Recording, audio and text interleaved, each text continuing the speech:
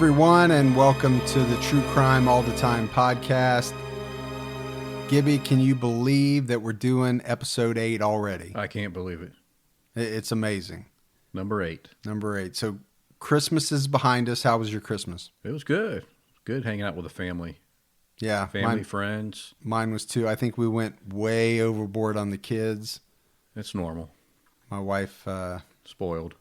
Yeah, my wife can go overboard, but I mean, they deserve it. They're good kids. I know yours are too, so... Yeah. So we got an interesting case today, but before we get to that, if you like the show, please rate and review us on iTunes. Visit our website at truecrimeallthetime.com. Check out our Patreon button. We've had some donations on Patreon, and it's much appreciated. Help pay for the cost of producing the show, and you can help sponsor us for as little as $2 a month. All right, it's time to give out some shout outs. I want to mention Sabrina from California. She's really been hitting Twitter hard. Natalie from Pennsylvania has really helped us out a lot on Facebook. In 2016, California wife and mother Sherry Papini disappeared for 22 days. When she was found, she told authorities a detailed account of being kidnapped and tortured. Years later, in a stunning twist, Papini pled guilty to making false statements about what happened to her, setting off a media firestorm. Now, for the first time, Sherry Papini is telling her side of the story and revealing shocking new information. Sherry Papini, Caught in a Lie, an ID documentary event, Monday, May 26th at 9 on ID. Set your DVR. And a special shout out goes out to Lindsay from Twitter.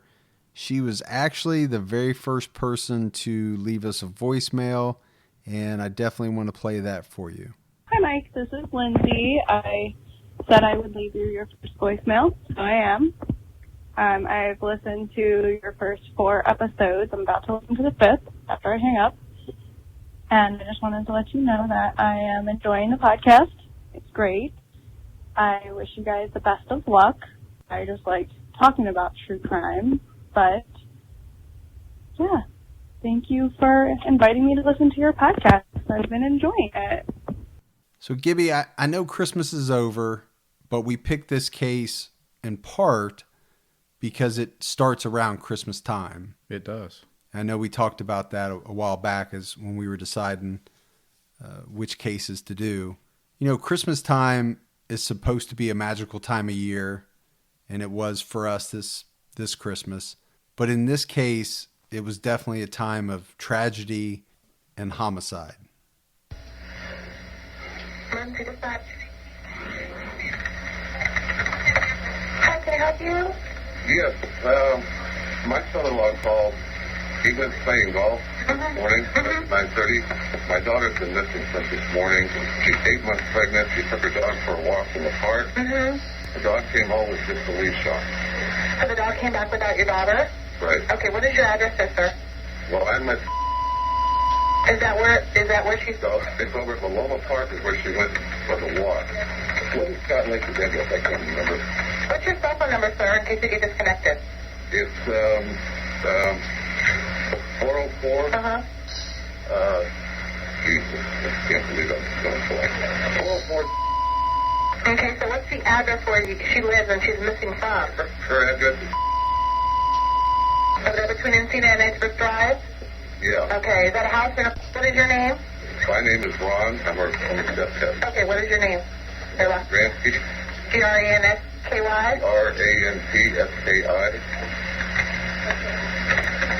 Her husband, Scott Peterson, is on his way over to the park to try to... What's your stepdaughter's name?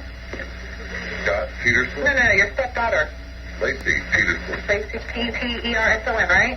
Peterson. And she's white, black, Hispanic, Asian? She's Portuguese and white. How old is she? She's 26.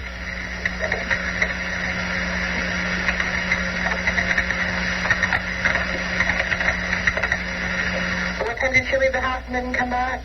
That we don't know. We just got a call from our son-in-law that he left this morning at 9:30 to play golf. He got home about a half hour ago, nowhere around. Okay, so she went to walk the dog with. Walked it in that park, that's the local park. What's that park over there with the call? Yeah. Yes, it's one under scenic over there, by the tennis court. Okay. That's on Encina. Yeah, do you have a flashlight? Absolutely. And she's 8 months pregnant, you said? Pardon? You said she's 8 months pregnant? Yes, ma'am. Did you get a point card for me over there? Is that possible?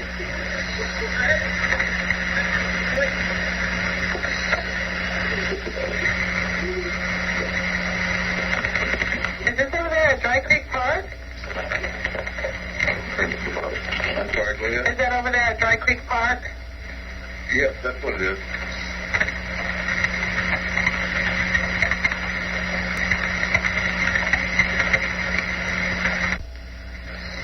I don't know. I don't know. She's 8 months pregnant. There can't be that many people. She's got short black hair. She's about 5'1". Hold on, she's 5'1"? Yeah. Dark eyes. Dark hair and eyes? Yes.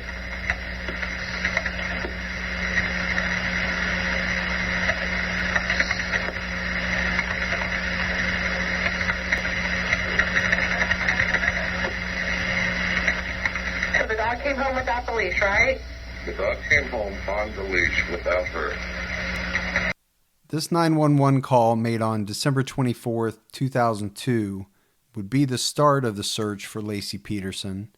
She was 8 months pregnant at the time. Gibby, I remember this story well.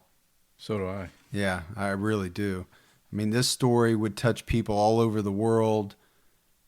Ultimately, thousands of people would come as volunteers to help aid in the search for Laci. It received just a massive amount of news coverage. But I wanted to touch a little bit on the 911 call. Ron Gansey, I think is his name, is Laci's stepfather. Right. You know, you can always analyze these 911 calls and try to see what you think people are thinking at the time. I took from it that, he wasn't overly worried, or he wasn't, at that point in time, he wasn't full out panicked. No, I think he just was concerned. Yeah, concerned because they didn't know where she was, but not, overly panicked, not thinking that something horrible had happened to her, just concerned that nobody seemed to know where she was. I think they probably thought it was related to her pregnancy because she was around 8 months pregnant. So they probably wondered I would think they were thinking, did she go to early labor? Did she have a miscarriage? Yeah, that's good. I mean, that's actually. That's what I think. I would have been thinking that. Did she go walking somewhere and then something happened related to the pregnancy? Right. At this point, let's back up just a little bit and talk about Laci. Laci Denise Roca was born in 1975 in California. She was the second of two children. She had a brother named Brent. Laci's parents divorced shortly after her first birthday, and Laci's father would go on to remarry and have another daughter. Besides the divorce, it appears that Laci had a good childhood, and she grew up kind of to be the typical high school student. That's, what I got from the research. She was on the cheerleading squad. She had besides the divorce, she had and actually that's pretty typical nowadays and back then I think too. she was like the typical girl next door. Yeah, all-American girl. All-American girl. Very, very pretty. Absolutely. I remember every picture that they showed of her. She had the biggest smile. Yeah. Just a huge smile. It just seemed like either she was just really good at taking pictures or she was just a very, very happy person. I like to think it's the latter. So Laci goes on to attend college at Cal Poly, and she graduates in 1997 with a degree in ornamental horticulture. I'm not really sure what that is. I'm not sure either. It sounds to me like when you are... Those little Japanese plants? I was thinking you got those big bushes and you can make them look like... Oh, like Disney World. Yes, that's what I was thinking. But Shape them into characters. yeah, I'm not that smart, so I really don't want to speculate too much on what ornamental horticulture is. If anybody out there is into ornamental horticulture, feel free to drop us a line, an email, Facebook message, Twitter, let us know. So now we need to talk about, in the 911 call, it mentions her husband, Scott Peterson. So Scott was born in 1972, also in California. And again, by all accounts, he had a very normal childhood. 2 parents who were hardworking. Both of his parents owned their own businesses. His dad owned some type of crate packing business. And his mother owned a boutique in La Jolla, California. Which is a kind of a high-end area. I believe so. Yeah. You and I are not experts on California, but... No, I've been there once, though. Have you? Yeah. All right. Yeah. Actually, ate at George's on the Cove. That's right. I forgot. Yeah. Nice. You're a world traveler. World traveler. Or a California traveler, right. at least. So they're doing good, right? Yeah. I mean, they had to have at least been middle, upper. Seems like both Lacey and Scott had good childhoods. I guess that's what I'm getting at. Right. We've talked in past episodes where we've talked a lot about who we know to be the ultimate killer's childhood. No animal abuse, no being picked on. Bedwetting, animal abuse, dropped on the head, bullied. I mean, both Lacey and Scott had good childhoods. And if you didn't know this story, right, and you just saw pictures of him, good-looking guy. Hey, I'm secure in my masculinity. I'll say he's a good-looking guy. Yeah. He's kind of got a Ben Affleck type look to him or good-looking something. guy, fit. Lacey's, fit worked out. I mean, good-looking couple. Lacey's very pretty. Yeah, Right. they look like the all-American couple Right. if you look at pictures. And we'll have pictures on the Facebook page and Twitter and Right. All of Instagram, all of our outlets. Like we said, Scott, like Lacey, appeared to be the kind of an all-American type high school student. I think he was on the golf team and even helped them win a state championship. And Scott graduates. He goes on to also attend Cal Poly and graduates that same year as Lacey does in 1997. Now, his degree is in agricultural business. Because he ends up being, a fertilizer Yeah, he does go on to be salesman. a fertilizer salesman. And there's a lot of farms out that way when you come inland. So, yeah. for my expert travels. Expert travel. So while they're in college, Scott's working at a cafe as a waiter. And this is where he and Lacey meet. Obviously, they hit it off. They start dating. They dated for about 2 years, I think. They ultimately marry in August of 1997. So they meet a couple years before graduation. Sure. Date that whole time, get engaged, get married. I think it was right before either she was graduating or both of them were graduating. I can't remember. So after getting married, they actually open up a hamburger joint. Really? Called The Shack. And they would eventually sell that. And I guess it became pretty profitable. And they sold that and made some money. And they moved to Modesto, California. You ever been to Modesto? I have not. Oh, good. Because if you said you've been to Modesto, I might be calling BS. Yeah. No, I haven't been there yet. You can't be everywhere. Probably won't. So they moved to Modesto to be closer to Lacey's family. You mentioned Scott's selling fertilizer. Right. And at this point, Lacey is a substitute teacher. Okay.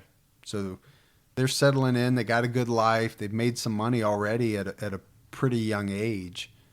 And then in 2002, Lacey becomes pregnant. And so, that's kind of setting us up. Kind of starting the American dream. Yeah. Right. Get Seems the like house, young couple. It would be natural. Try maybe to have a kid. Right. And then they do in 2002. And that brings us to back around to December 24th when the 911 call was made, and that was when Lacey was reported missing. One thing I wanted to mention was they said on her stepfather says on the call that she's 8 months pregnant. So the baby was going to be due sometime in February then? Yeah, actually they had a due date of February 10th. Okay. Of 2003. They had a name too, right? They had planned to name the baby boy, which it was a baby boy, Connor. Okay. So they had already named him. They had a due date set. She was getting pretty big in some of the pictures, some of the last pictures before her disappearance. Sure. 8 months. I mean, that's when she was getting close. So we're starting out with the 911 call, and at this point, some of the things that we know is that besides Scott, the last two people known to have spoken to Lacey before she disappeared were one, her half-sister, Amy Roca, and her mother, Sharon Roca. On the evening before, so December 23rd, Amy, her half-sister, had cut Scott's hair. Okay. And Lacey was with them. They were all there. And then later that evening, still on the 23rd, Lacey spoke with her mom, Sharon, on the telephone. It was around 8:30. Okay. So we're just kind of setting some facts of what was known to have happened before. And no distress? No, at this point, nothing. Just normal mom, daughter, getting ready for the holidays. Yeah, as far as we know, there was no fighting. There was no... Right. She didn't call her mom to say, he's a jerk, yeah, he's doing Scott's this. being an asshole, nothing. Right. Like that. So, and it was mentioned on the call, but it was shortly, sometime after 10 a.m. the next morning, a neighbor finds the family dog, which is a golden retriever named Mackenzie, just running around the neighborhood, wearing a collar and dragging a leash. So the neighbor returns the dog to the yard, probably opens up the gate, puts the dog in, shuts the gate, thinking they either read the tag or already probably knew who the dog belonged to anyway.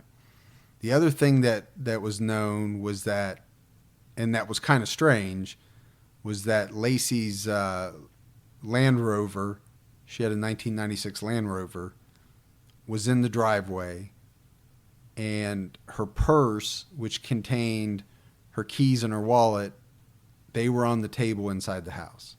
So I don't know about you, but if I come home and find that situation, I'm going to be pretty worried. Because, for one, I know my wife hardly ever goes anywhere without some combination of purse, wallet, keys, all of that. Right. And car, right? Even if she was walking the dog just around the neighborhood, she'd take something with her, right? Yeah, very rarely is my wife going to leave this house without some combination of those things. Right. True Crime All the Time is sponsored by BetterHelp. Folks, therapy can feel like a big investment, but let's think about the state of your mind. It's just as important as your physical health. Traditional in-person therapy can cost anywhere from $100 to $250 per session, which adds up really fast. But with BetterHelp Online Therapy, you can save, on average, up to 50% per session. With BetterHelp, you pay a flat fee for weekly sessions, saving you big on cost and time. And you get quality care at a price that makes sense and can help you with anything from anxiety to everyday stress. Your mental health is worth it, and now it's within reach. I've used the BetterHelp service for years. And I love the fact that, I can connect with a therapist in a comfortable spot in my home on my laptop. With over 30,000 therapists, BetterHelp is the world's largest online therapy platform, having served over 5 million people globally. Your well-being is worth it. Visit BetterHelp.com/TCAT today to get 10% off your first month. That's BetterHelp, HELP.com/TCATT. Even the smallest step forward can make a big difference in your financial future. When you open a Chime checking account, you're one step closer to a better financial future with no maintenance fees, fee-free overdraft up to $200, or getting paid up to 2 days early with direct deposit, Making progress has never been easier. I think we've all been in that position where we've had an overdraft. Well, with Chime, you can overdraft up to $200 with no fees. That's amazing. And they have over 50,000 fee-free ATMs. Make progress towards a better financial future with Chime. Open your account in 2 minutes at chime.com/TCAT. That's chime.com/TCATT. Chime feels like progress. Banking services and debit card provided by the Bancorp Bank N.A. or Stride Bank N.A., members FDIC. Spot me eligibility requirements and overdraft limits apply. Fees apply at out-of-network ATMs. MyPay eligibility requirements apply. Credit limits range from $20 to $500. $2 fee applies to get funds instantly. Crime checking account required. Go to chime.com/disclosures for details. So Scott returns home from fishing. So he'd been fishing all day on the 24th, Christmas Eve. Okay. So he returns home that evening, and that's when he finds that Lacey's not there. That's when he calls Lacey's mom and stepdad, and that's, again, I'm not sure why he called them. Maybe he and called they them. called 911 I'm thinking he called to find out if his she was over story. there. Yeah, or is she over there with you? Because she's not here yet. Her car, the dog, her keys, her purse are all here. So did you come pick her up? I'm guessing that's what that's the logic he was using. So he calls them, and I have in my notes roughly around 5-ish Okay. p.m. So we're talking 5 p.m. on December 24th. And he calls Sharon, Lacey's mom, just like you said, to say, is Lacey there with them? Right. Sharon replies she's not there. Scott's statement to them is Lacey's missing. Is that strange? Maybe. Maybe a little bit, but I can still see that if you came home and seen your wife's car in the driveway and came in and saw her purse, that you might reach out to her family with a quick call and just see. Well, I understand that part. Right. What I'm not sure I understand is you making the statement Lacey's missing. Right. Would you say that to your in-laws, or would you say, well, she's not here, I need to call some friends? Or Yeah, I need to call around and see if I can find her. that seems quick, right? Quick to jump to that. To jump to the she's missing. And where that he has statement. he has them make that call later to 911. Yeah, I thought it was too. Why wouldn't If he's he? so worried Right. and he knows she's missing, why not make the call? Right. So, I mean, just a few more facts. Scott's statement was that when he left that morning, Lacey was planning to buy groceries and get their some Christmas grocery shopping done.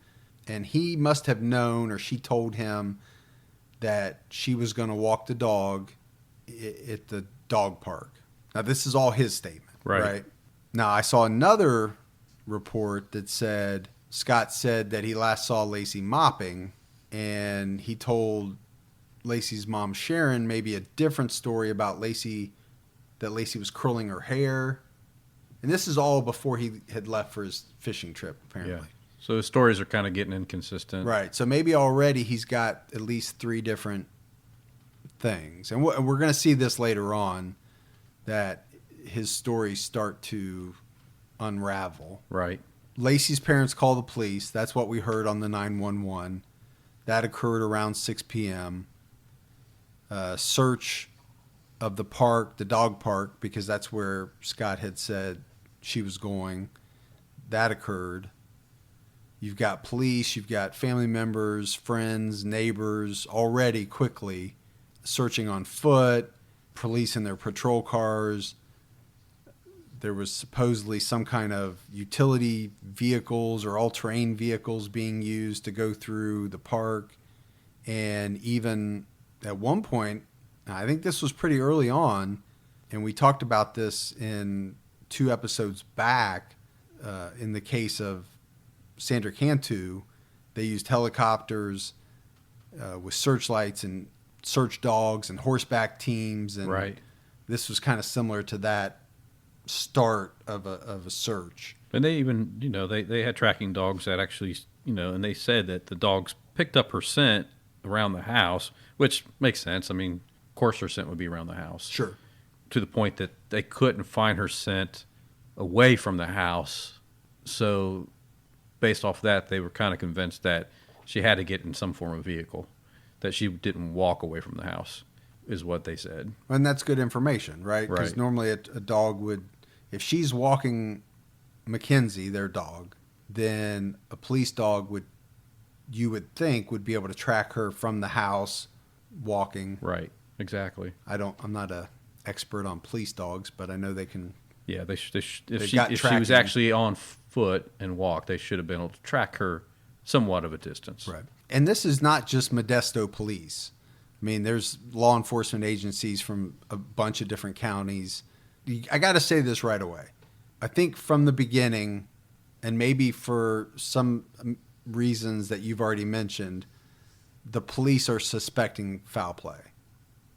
Which they mostly do in these type, right? I mean, we know from past things what they do is that within a 24-hour period, they tend to come back to family members, right? Spouse first, and Right. kind of look into that and try to see, based on the story that the spouse tells, is there something in there that would lead them to believe there's more to it than what's being told.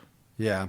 But I think in this case, it was very early on that there a number of factors that the police were looking at. They were starting to think foul play pretty much from, very early stage. Number one, Lacey's 8 months pregnant. She's not going to just up and vanish, leaving all of her stuff behind on Christmas Eve. Right. Well, and he makes a lot of bizarre statements, he does a lot of weird things for someone that your wife is missing. He does some strange, like the police detective on scene when he goes to the house to interview him at the house, right? He pulls into the driveway, and Scott Peterson is more concerned about the police officer, detective, parking his car in the driveway next to his car, to the point he's standing there between the two cars to make sure that the guy doesn't ding his car. He has some form of glove or something that he's trying to put in between to keep the door from dinging, and the police officer's just looking at him like, Yeah, we're It's a- searching for your wife. Yeah, Who it's gives a just- shit about your right. if your car gets dinged? It's just a strange thing to do. Yeah. Well, we're gonna see as we roll through this, right? Right. He does a lot of strange things. He says a lot of strange things. He's really bizarre. I mean, kind of a strange fact, but go back 2 weeks before she's reported missing, he goes online and he orders, I think, like 4 fake diplomas and hangs them on his wall, Which, yeah. which is weird. I mean, he spends like $300. Is it? Because I've got 6. Well, yeah, and they all say criminal. Criminal justice, Right. PhD, Yeah, masters. now you're an expert. But bachelor's. so he's got 4 fake diplomas hanging on his wall. I just find that it's weird. It's just a weird thing to do. Well, he was a bizarre guy. Right. And we're going to unravel the enigma that is Scott Peterson. In the beginning, because we're still pretty close to the beginning here, Modesto police, they don't consider him a suspect at the outset. And one of the main reasons that they don't is because Lacey's family and friends, they are backing him 100%. Right. They have such a high opinion of him. He's a natural salesman. I think he's I don't want to use the word con artist, maybe manipulator, or he knows what to say. Well, And that probably made him a good salesman. absolutely it did. I mean, that's one thing I want to point out, that he is not considered a suspect in the very, very beginning, and probably would have been sooner had it not been for the level of support that he was getting from Lacey's family and friends. And they were telling the police that, oh, there's no way it could be Scott because, he's such a great guy and he would never hurt Lacey. Right. And, things like that. So a reward is offered. $25,000. would later be increased to 250 and ultimately end up at $500,000, I believe, Okay. for any information, leading to her return. There's tons of posters. Like I said, thousands of people would ultimately join this search for It was for a Lacey's. media event. It was. Yeah. So it didn't take long once it hit the news for people to offer up their support. So posters, ribbons, flyers, people putting stuff all over the place. Very quickly on, they launched a website, LaceyPeterson.com. And that was launched by a husband of one of Lacey's friends, I think. Okay. Probably had some coding background, or it was harder to launch a website. And I'll say back then, 2002, it probably is today. wasn't. So again, early on, we've got all this friends, family, we've got volunteers. So they set up a command center, and it's at the Red Lion Hotel. And this is to record developments, kind of coordinate all the people that have come to help in the searches and circulate information. This is, I don't know. I have here it's about 1,500 volunteers Yeah. signed up. That's a lot. And there was some information online that this was because Lacey was white. Is why they had so many Yes. volunteers? Or was Yes. it because she was white and pregnant? Well, I think it was a combination of a lot of factors, but Right. there were critics and people saying online that this was something called missing white woman syndrome, Okay. and basically stating that an African American woman missing same circumstances would not have received the same outpouring of support. Interesting. Yeah, I thought it was interesting. Now, I have no idea whether that's real or if that's something that somebody made up. They cited a few cases. I wasn't familiar with any of them.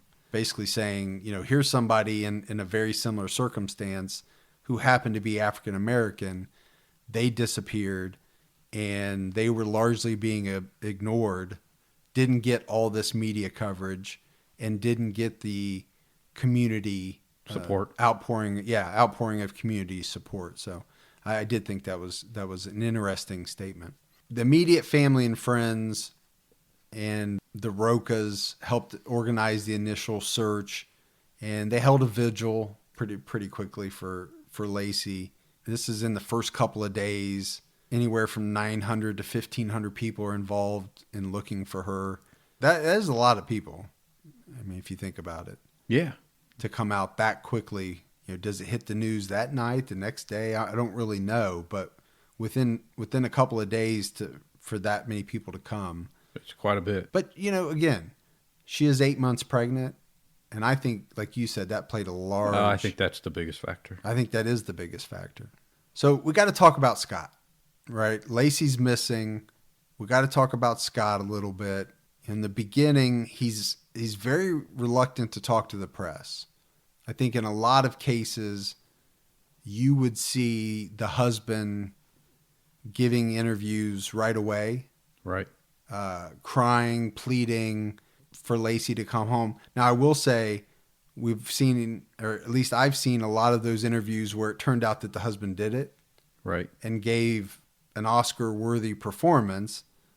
So I don't think you can say definitively one way or the other how somebody should act Right. in a certain circumstance. Yeah, I agree. I mean, you just don't know how they're going to take the news and Right. how they would handle it. And So just because somebody is not crying profusely, or because somebody is, it really is not the best indicator of, somebody's guilt. right. But I did think it was strange that he didn't want to talk to the police, because I think if your wife is missing, you want to get the press on your side. You want to get that story out there. Sure. 24/7. I would think. Right. You'd be wanting to talk to the police. I mean, it went so far that they, at one point at a family press conference, because the Rokas are talking, and I think Scott was there. Right. He actually stormed out of this family press conference when a reporter asked him if the police at that point considered him a suspect. So instead of answering the question and going on, he just storms out of the press conference. Yeah, and another one, I remember seeing him looking like he was, I guess the word agitated. Yeah. That he had to be there, and Almost like he had somewhere else to go. Yeah, Or a tea time to get to. and they were kind of talking about they haven't had any luck locating her yet, and he makes a quick, brief comment, something like, "We probably need to start looking at. We're not going to find her," and which is a strange thing to. It's like throwing in the towel. Right, You know? Early, and it was this. Yeah, this was early. We're not talking 6 years later and you say, well, I just don't know if we're ever going to find her. Yeah, I mean, he's like, We're talking. time to move on. Yeah. We're not going to find her. I'm Let's wrap it up. updating my Match.com profile. Yeah. I mean, just On my Facebook, it says relationship difficult. what is it? What is it? Complicated. Complicated, yeah. Again, we talked about initially, the Rokas are defending Scott, basically making excuses for him, saying that he's just too distraught. He can't make any public statements, and saying that in no way do they think that he could ever, be involved in Lacey's disappearance. Right. But later on, they're going to remember some of the things that Scott had done during this point. And I think you touched on a little bit using the word missing a lot. Lacey's missing. I don't know. I think they later realized some things that he had said or some of the ways that he was acting was very strange. So. Very bizarre guy. Looking back, they started to feel that it was strange that he was using those words so soon. Not that he was using them. Just very early Yeah. into the... Right. The first day. It wasn't even an investigation. It was just into the search for. Right. I mean, the first night he gets home, he makes the call and says Lacey's missing. So they would later think back and really realize how strange some of his behavior was. But at the time, they were defending him. Scott began to join the efforts at the command center. He went there every day, was helping out, or I guess at least acting like he was helping out. Now we start to get into some of the problems, because it's at this point that police inform the family that they've uncovered some pictures. And Gibby, I think you've got some color around this, but they've uncovered some pictures showing Scott with other women. And I think this was at a time that Lacey and her family thought that he was on a business trip, because I guess the pictures had dates on them. So they were able to go back and kind of piece it all together. But it was after this that the police, kind of laid all this out to Lacey's family that they started to turn on Scott. Yeah, he's not this squeaky loving clean, husband. yeah. Right? I mean, they realize that he's had a former mistress, Janet, that happened early in their marriage. And she even talks to the police about, having conversations with Scott, how, he didn't really want to be married. He didn't really want to have kids. Was October, October of a few months before this, he meets a Sean Sibley at I'm guessing a sales conference, and he tells her that he's single and that he wants to hook up with her friend, which I think Mike's going to lead into here in a little bit. So he's definitely out there. He's definitely playing the field as a married man. And even the other bizarre stuff is that when Mike's going to go here a little later, but they find on his laptop porn. So, I don't know if he was unhappy being married, what the deal is, but he's got porn on his laptop, and it's just not your normal porn, right? It has to do with bestiality. You were scaring me there for a minute. Yeah, well, right there, that bestiality should scare you. Well, that does. You didn't said that before. Yeah, so I mean, he's got the bestiality. He's got bondage. He's got some porn article called "Raping the Teacher." Bizarre stuff. Even a couple days after he reported, Lacey missing. They find out that he's ordered 2 pornographic television channels, cable service, which again, I mean, if your wife is missing, you haven't seen her, I don't think the first thing I would be thinking is, hey, she's not here. I need porn. Let me call and get some porn on. Right. So I can watch it at night while everybody else is out looking for my wife. No, your sole focus at that point, and again, everything you've mentioned, we know he's not husband of the year. He's a terrible husband. Right. But at that point, your sole focus, if you're really interested in finding your wife, that's it. That's all you're thinking about. Yeah. Everything you're doing is either spending time with I wouldn't be able to eat or sleep. her family, helping the search team, coordinating, talking to the police. You're not home batting for the Yankees watching Yeah. Yeah. 2 porn channels that you just called up and ordered. Yeah. Debbie does the donkey, right? Yeah, it's just I just don't understand it. It's weird.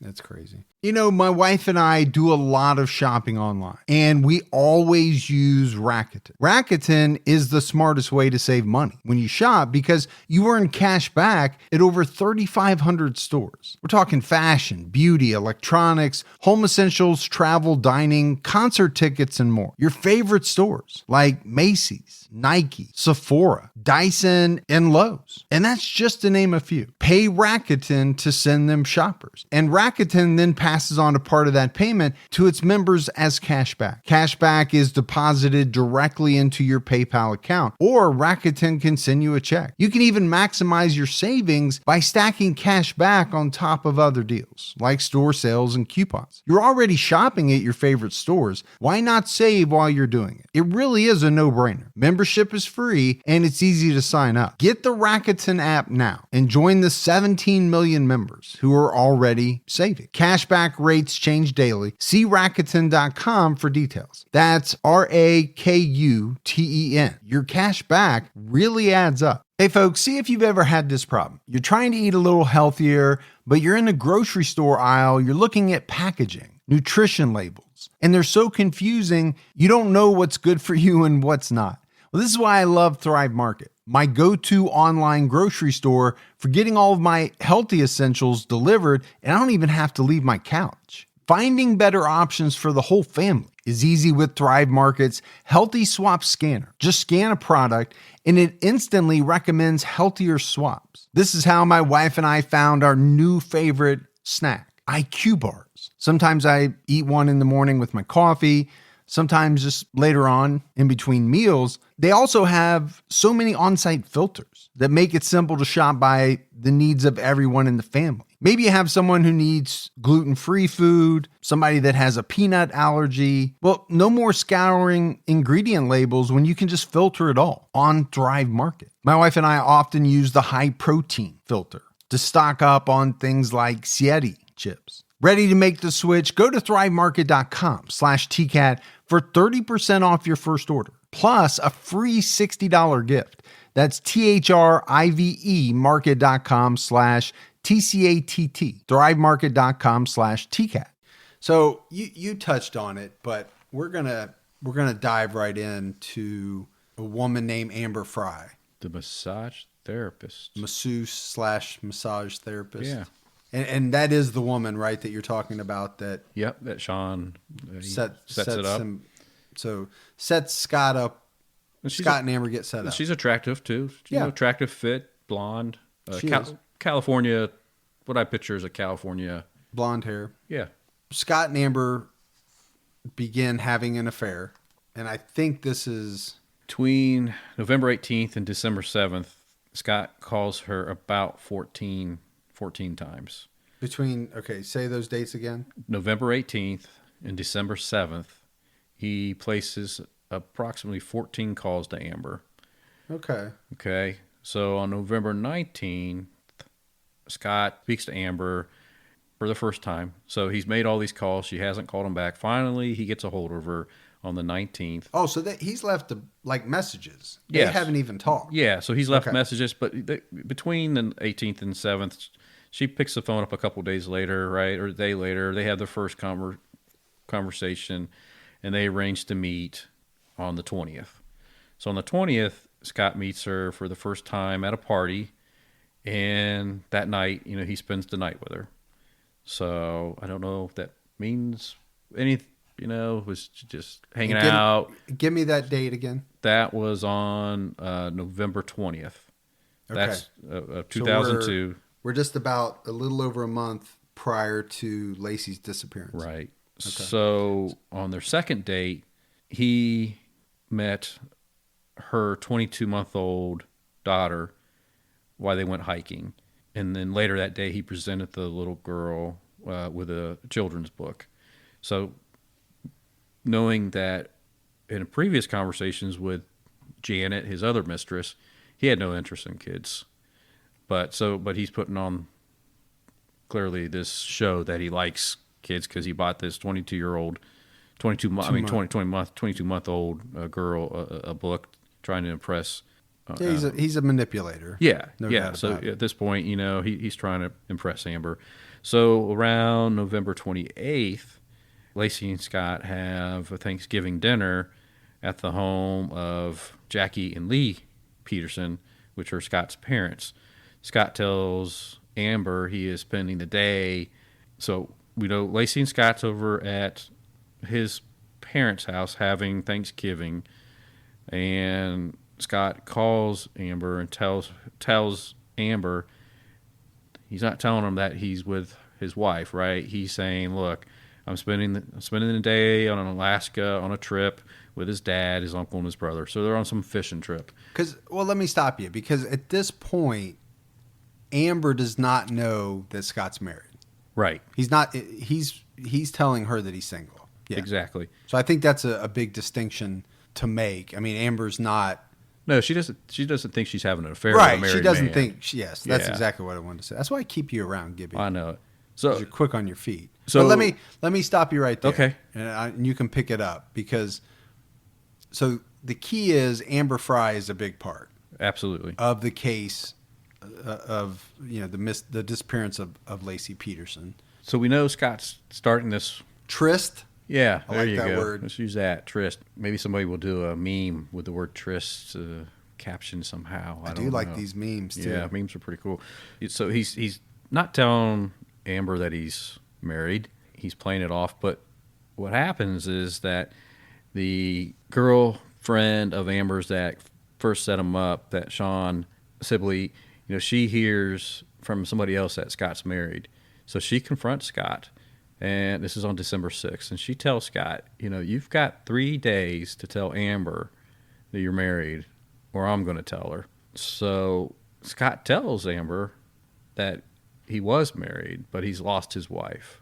So And give me the date again, so I keep yeah. track. So that was on December 6th. Okay, so we're still way before December 24th. Right. So now we know between December 9th and December 10th that Scott calls Amber 9 more times. And then on December 11th, Scott and Amber attend a Christmas party together as a couple, which is kind of weird. You got your wife's home alone and 8 months pregnant. 8 months pregnant, and you're at this, early Christmas party. So between December 11th and the 18th, at that point, Scott calls Amber another 18 times. So they're having a lot of conversations. They talking? Because I know in the beginning he was leaving a lot of messages. Are they just talking that much? Yeah, I think so. Yeah, Which people these do, are conversations, right? People do in the beginning of a new relationship. Right. She thinks he's single, so she probably thinks he's a good-looking guy and thinks she's starting a new relationship. Right. Exactly.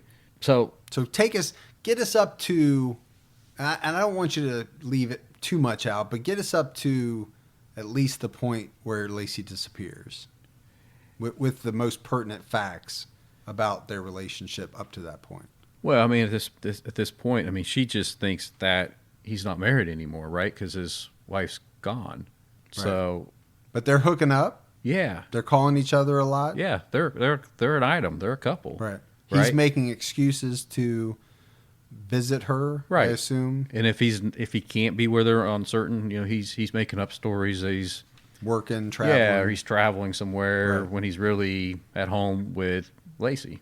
Right. And he's going to do that for a period of time after the disappearance. So you got anything else before the disappearance? No. You got anything after, up until the time that it becomes known, that Amber becomes known? Because that's No. really when it starts to break loose. Right. Yeah. Right? Because the police are starting to be suspicious of Scott because of the way he's acting. He won't talk to the media. I don't think he's really coordinating with them or giving them a lot. So when does it go public? So January 17th Okay. is what I have. Right. So I know that I have a few more before it goes public. Okay, yeah. That's why I was wondering if I know you did a lot of research on the Scott Amber thing. Right. And I don't want to. I know we're going to talk about the visual. So we know on with Amber, we know on December 31st that Scott's late. He's late to Lacey's vigil. I know we're jumping a little bit ahead, but we know that. Yeah, what date? Give me the date again. I'm sorry. December 31st. Okay. So we know he's late to a vigil. So this is a week out. This is a week out. Yes. But we know he's on the phone with Amber, and he's telling Amber he's in Paris. You want to hear that? Let's hear that. Let's hear that. Because I'm sure there's a lot of people saying, "Where's the clips? Where's the sound bites?" Right. Let's see. Let's hear Scott. Now, granted, this is a little hard to hear because Scott's acting like he's in Paris. I don't know how he does this with his phone, but. Hello? Amber, Hi. Amber, Amber, I can hear you. Amber, can you hear me? It's New Year's. I know. I can hear you.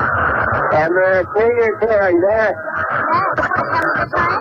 Amber, hey, Happy New Year's. Happy New Year. I wanted to call you. Thank you. Amber, you there? I'm here. Amber, I wish you could hear me. I'm on the, I think that you're there. I'm near the Eiffel Tower. New Year's celebration is unreal. The crowd is huge. The crowd's huge? Amber, Yes, I'm here. Amber, you're there. I can't hear you right now, but I'll call you on your New Year's. Okay. I'll hear from you then. Amber, miss you. I'll see you soon. Okay. I hope. Hello? Baby, Yes. Amber. Can you hear me? Yeah. You can? Yeah, hey. Oh my goodness. That's I found a quiet place. That's pretty good, huh? That's really good. Oh my god. It's like been all this crazy static and stuff. I'm like, so frustrated. I know I've been trying to call, but working. Amber? Yes? Amber? Oh. Oh, it's not stop. Amber. I'm right. Amber, you there? Yes. Amber? I can hear you. Hey. Yes. Okay, there you go. I'm walking. Okay, I'm like, stay still or something. I know. I'm going to make it work. How was your New Year's? What's that? How was your New Year's? It's good. I'm just, I went in this bar now, so I came out of the alley. Quiet alley. Is that nice? Yeah, it is. I can hear you. Very good. It's pretty awesome. Fireworks and everything. The Eiffel Tower. Some people all playing American rock songs. Uh-huh. It's pretty funny. Well, that's good. I'm glad you guys decided to go out. Who? Oh, definitely. I can never remember your friend's name. I know Jeff, but you always say, Farm Swans. Koala. And then we have Pasquale, a friend of ours from St. Up. Uh-huh. Oh, he's there Yeah. Pasquale, yeah. too? Good. Did Hi. you make your New Year's resolutions? What was that? Should be. Should be? What should my New Year's resolution be? Oh, I don't know. That was my question. Never. Oh, I didn't think of that. I'll come up with something good. Yeah, you have to tell us. So. So where are you headed? Well, I don't. Did you get my message? No. You didn't get. I Did left. you leave? Yeah, Wait, no. I left you a message because I was like, well, I hope you at least get that. But I was going to, or the San Francisco thing didn't work out. So I'm probably most likely going to go later to Sean's. Are you there? Hello? Hello? Are you there? So, I mean, this guy's a serious bullshit artist. He's making her think that he's in Paris while he's at the candlelight vigil in Modesto, California. Right. She lives in California. Right. Amber. Yeah. He's not that far away. No. This is 2002. How's he make? I don't understand how he's making his cell. He's doing something to make his cell phone sound so bad. Service couldn't have been that bad, could it? I don't know.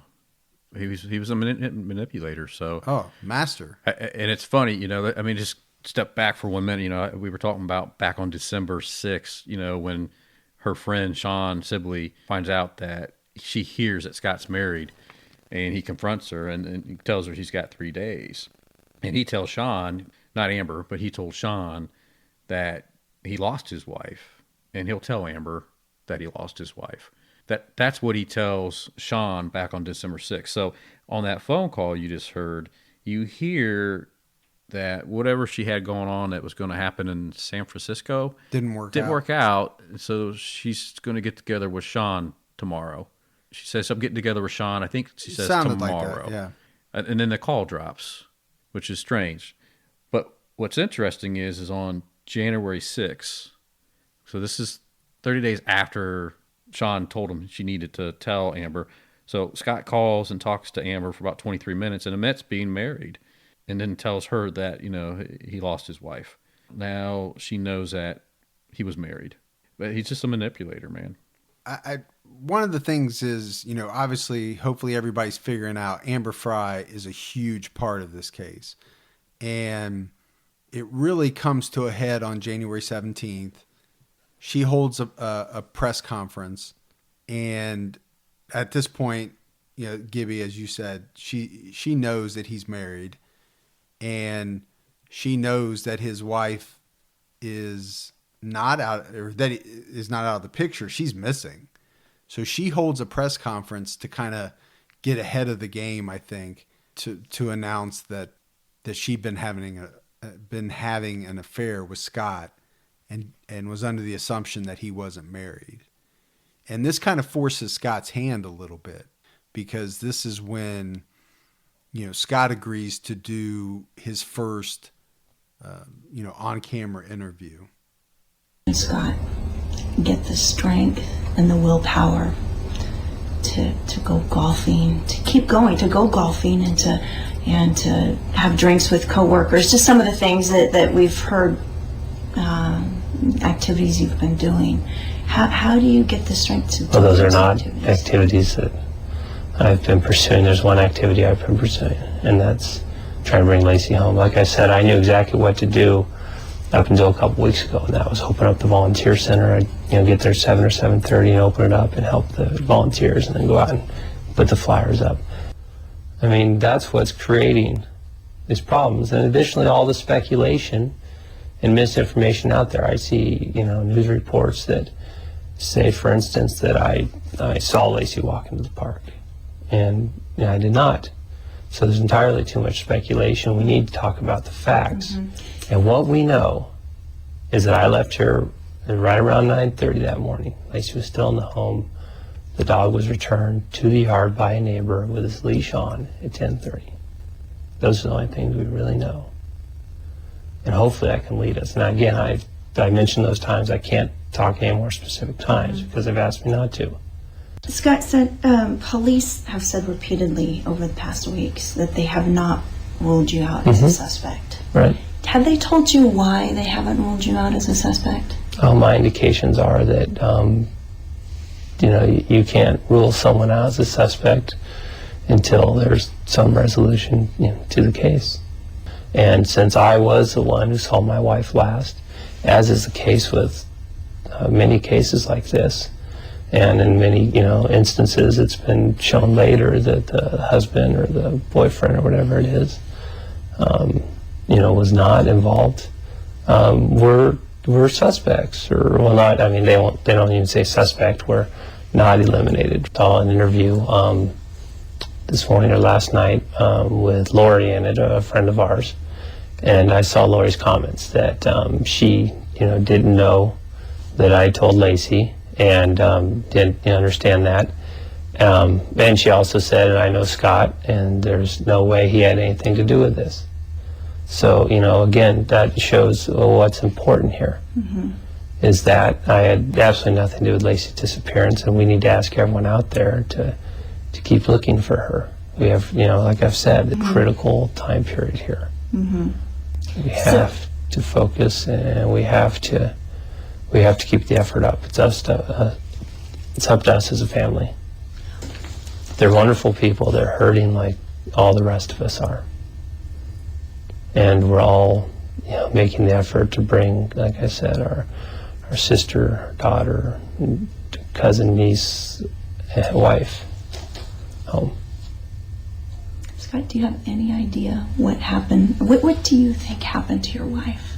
It's been over a month. Yeah. As I said, we know the two things we know. I saw her here at 9:30, that the dog came home at 10:30 with the leash on.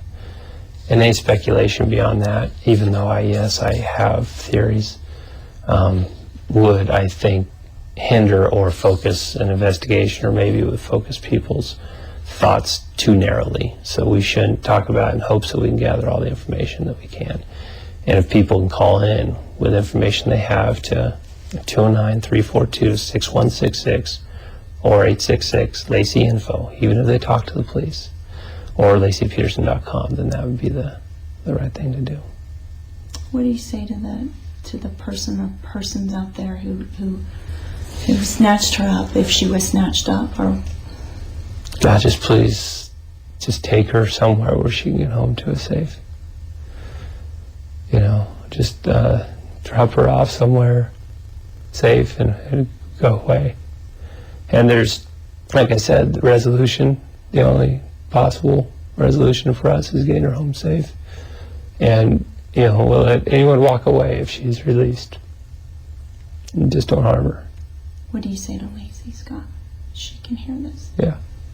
Just, we all want her back home. She knows how much she's loved, how much she's missed. And be strong, and we're working to get you home. Those are the things. You haven't given up? No, God, definitely not. It's the one thing we have. How difficult does that get as your baby's due date? This is your firstborn Every child. day it's more and more difficult. But imagine how difficult it must be for her. So please, volunteers, anything possible to help us. Thanks, and I'll have to be at Jody. Thank you. Okay. So that was Scott's interview. They said it was, over a month. So let's say towards the end of July. January. What'd I say? July. Yeah. Thanks for keeping me on track. Yeah, towards the end of January. And he had not done anything with the media before Amber came out. So this interview was pretty long, so I had to cut it up some.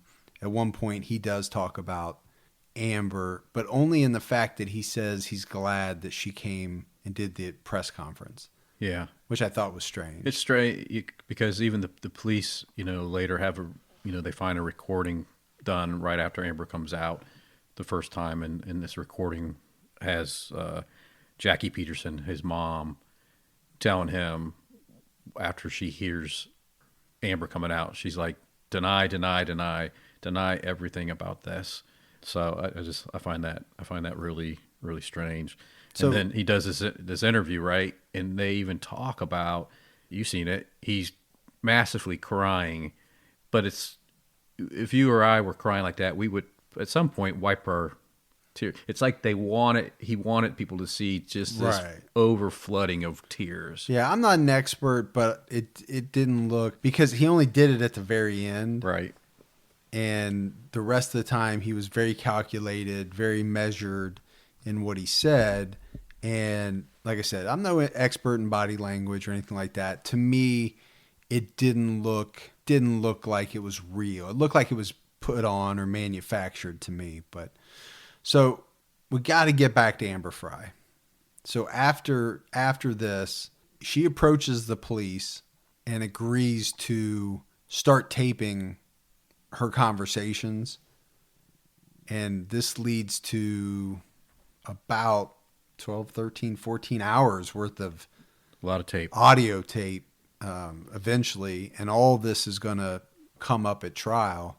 And it's at this point that, Laci's family they've withdrawn their support for him completely. Later, they would say they were not angered so much by the affair, but that Scott had told Amber that he'd lost his wife and would be spending his first Christmas without her, which is something you mentioned. And that happened 14 days before the disappearance even happened. So I think to Laci's family, they took that to mean that he had been planning something long before the 24th of December, or long before the actual disappearance of Laci.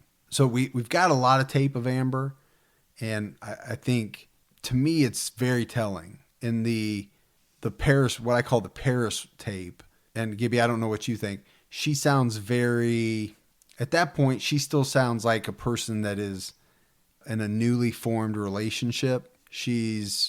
Has nothing, there's nothing that's tipped her off about anything potentially wrong. But I want to play this next tape that comes much later. Amber, I can never ask you to leave me. Isn't that a contradiction? Almost. Almost. What's lacking? Well, the difference is I know it's the truth, and I hope that you could see the truth. Really? Yeah. So in this whole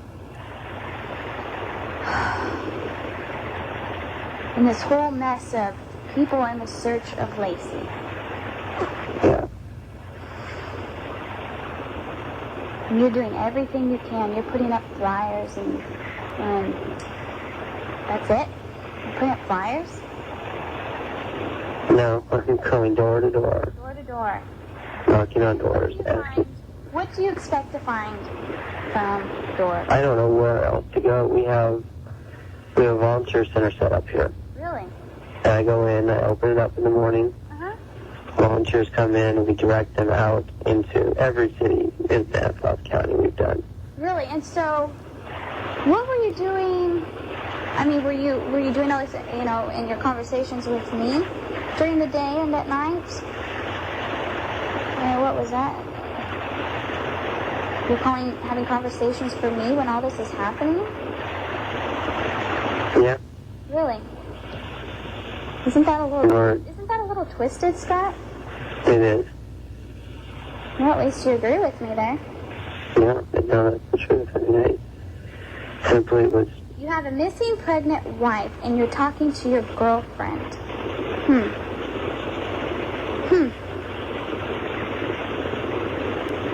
Did you think about that one? It sounds terrible. It sounds terrible. Again, actions speak louder than words. And to these people, When you know all the facts, when I know all the facts, and how am I going to obtain all the facts, Scott, through you? yeah, Really? At what point? after some resolution in this, When there's some resolution in what? then we will find her. That you will find her. Now, let me ask you your mindset on that, and where you truly, honestly, from your heart, believe she's going to be found. When I get up in the morning and I'm heading to the volunteer center, Yeah.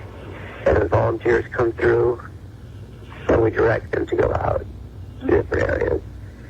And when I'm out there and we're searching, or putting up flyers, or we're asking people door to door, Mm-hmm.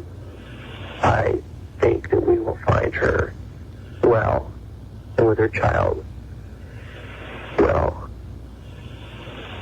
When it's 9 o'clock, Mm-hmm.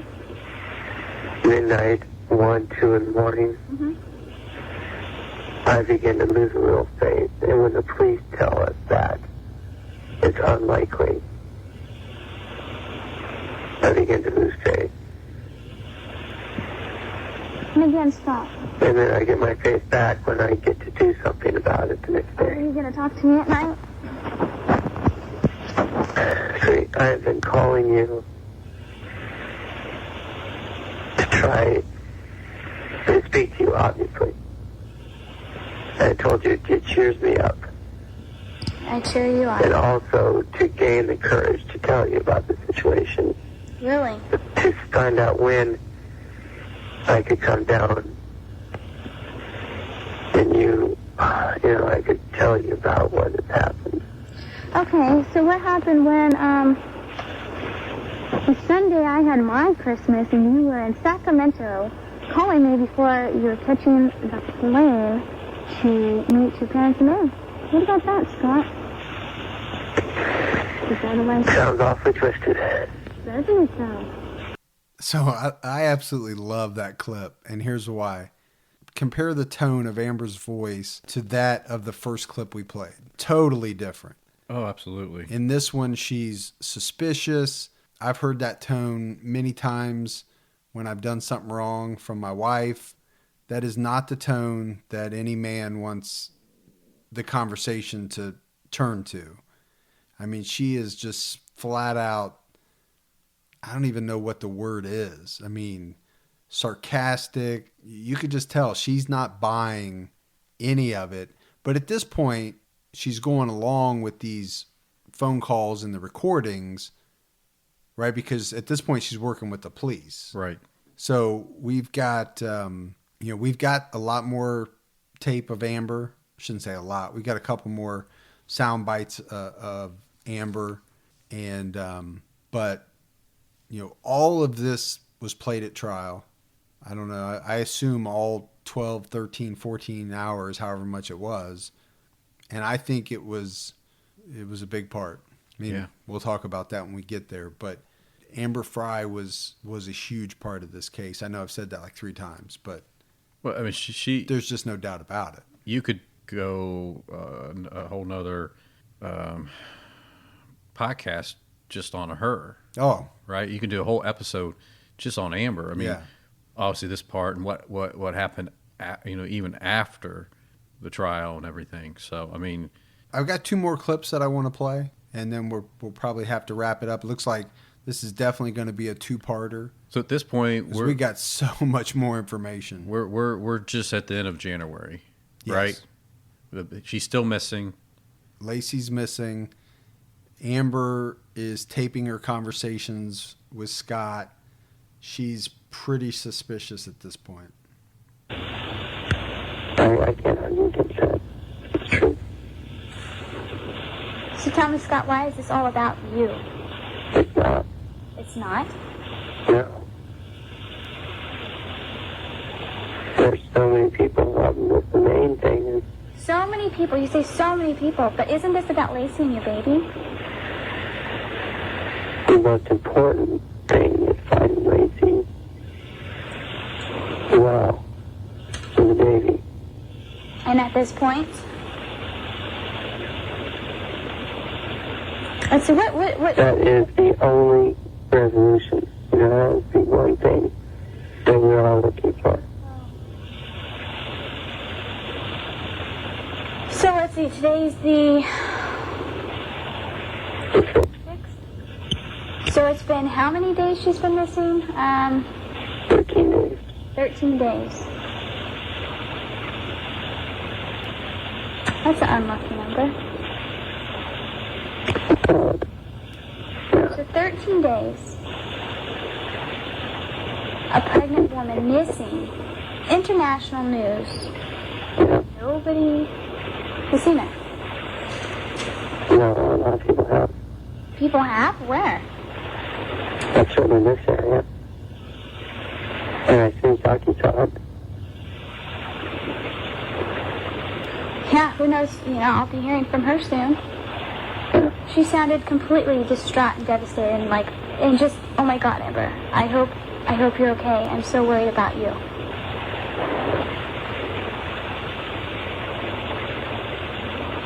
That's why I had to do this on the phone. So you had to do this over the phone again.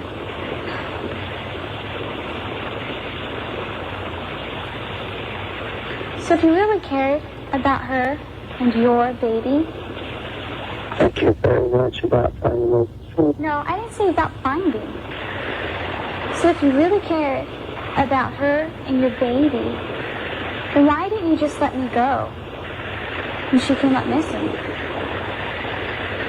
I wanted to tell you.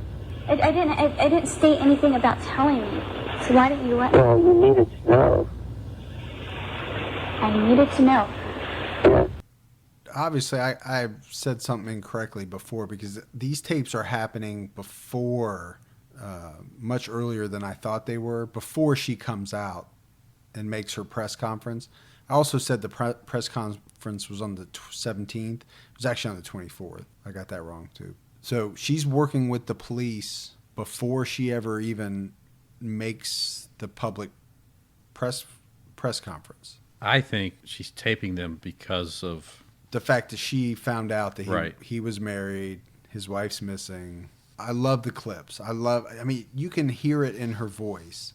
Oh, she's taking charge of the conversation and kind of like he's being schooled. Yeah, and she's not hiding the fact that she thinks that he's full of shit. I mean, that's what I hear from the tape. She's not holding back. Every bit of her tone that I hear is, I don't believe you. You're a piece of junk.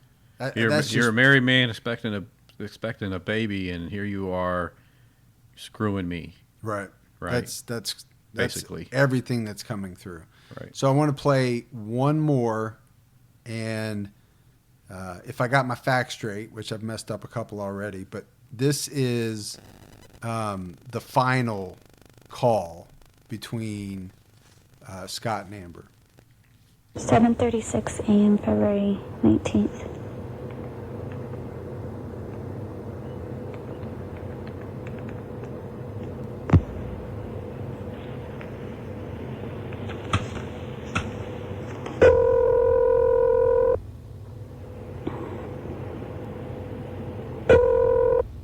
Hello? Good morning. Hey. Good morning. Can I wake you up? Off and on. That's kind of on you. I'm okay. Yeah? You just getting up? I've been up for a little while. Maybe. Yeah. Yeah? Well, I wanted to talk to you about a few things. Sure. Are you coherent? Yeah. You sure? Yeah. Okay. Can't really say in light of current events, but I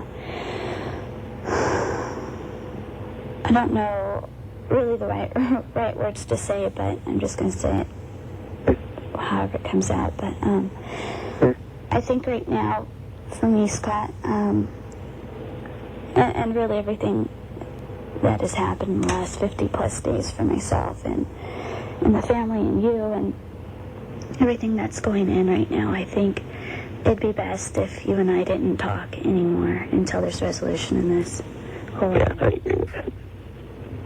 Good. You're right. Good. Okay, well, that wasn't so hard. No, So bad. that's the right thing. Huh? That's the right thing, so... Okay. So is there anything you want to say before I say goodbye? Yeah, I mean, I said everything. Just, be well. Likewise. Okay. Okay. I hope to talk to you in the future.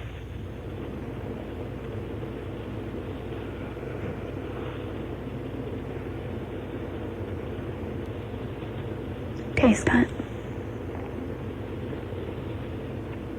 Goodbye for now. Hmm? Goodbye for now. Good life now? Goodbye. Goodbye for now. Goodbye for now. Yeah. That's what it sounded like. Little weasel. What'd she say? February 6th? I think so. So at that point, you know she's working with the police because she's dictating the date and stuff into the phone call. So I believe as a couple of the ones we played before where she was suspicious, she might have been taping those on her own.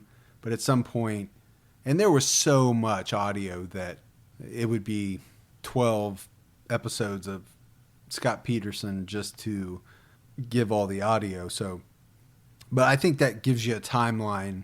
And it was after she started working with the police that she started, taping them for the police. But, to me, the audio is so telling, just from the Paris to what I call the sarcastic tapes to the final. You can really get a sense of her mindset just by the way the words come out. So, Gibby, I think that's a good place for us to wrap up episode 1. We still got so much more, but I think we'll be able to get it into one episode on the next one. Gibby, another episode in the bag, buddy. Another one down. All right, for me and you, stay safe and keep your own time ticking.